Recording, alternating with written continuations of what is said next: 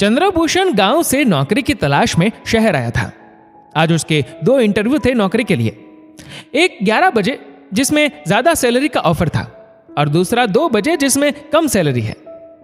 सुबह तैयार होकर बड़े शहर की बड़ी बिल्डिंग में 7वीं मंजिल में ठीक 11 बजे चंद्रभूषण पहुंचता है।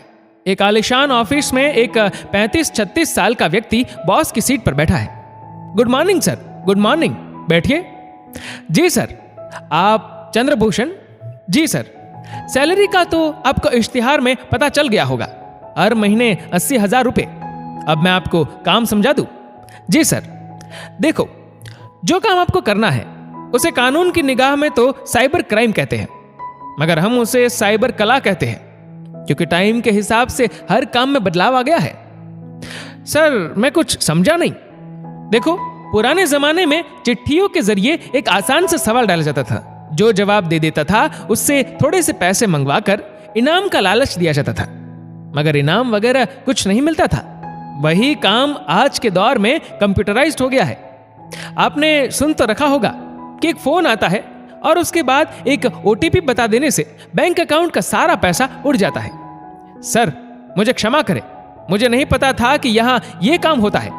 बाकी मेरा ज़मीर भी मुझे चोरी, बेईमानी, ठगी करने की इजाजत नहीं देता। तुम्हारा ज़मीर तुम्हें रोटी नहीं देगा। आओ, मैं तुम्हें अपने स्टाफ से मिलवाता हूं।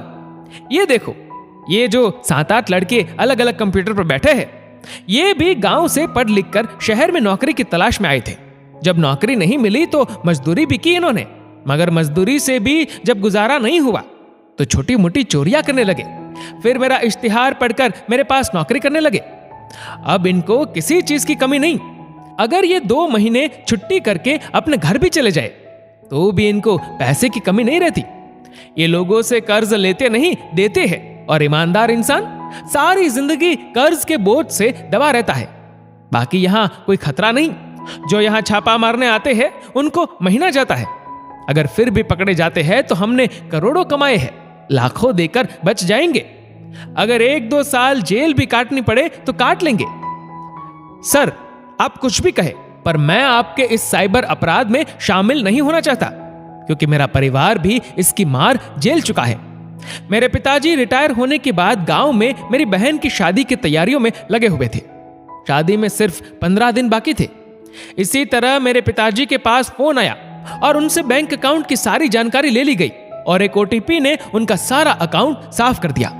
पिताजी ये सदमा सहन नहीं कर पाए और उनका देहांत हो गया और मेरी बहन की शादी भी टूट गई। इस बात को 5 साल हो गए और मेरी बहन की अभी तक शादी नहीं हुई। अब मैं अपनी माँ और बहन को गांव में छोड़कर यहाँ ईमानदारी का काम करने के लिए आया हूँ। आपकी 80,000 सैलरी के लिए मैं अपना ईमान नहीं बेचना चाहता और दूसरों के दुखों का कारण नहीं बनना चाहता। आप मुझे क्षमा करें। चंद्रभूषण के कदम अब 20,000 की दूसरी नौकरी के लिए चल पड़े। दोस्तों, इस वीडियो को लेकर आपकी क्या राय है, नीचे कमेंट करके जरूर बताएगा। और अगर आपको वीडियो अच्छा लगा हो तो इस वीडियो को लाइक करेगा, शेयर करेगा ज्यादा से ज्यादा लोगों तक, और ऐसे ही और भी इंस्पिरेशनल वीडियोस के लिए सब्सक्राइब करें हमारे YouTube चैनल को और Facebook पर फॉलो करें हमारे पेज को। धन्यवाद।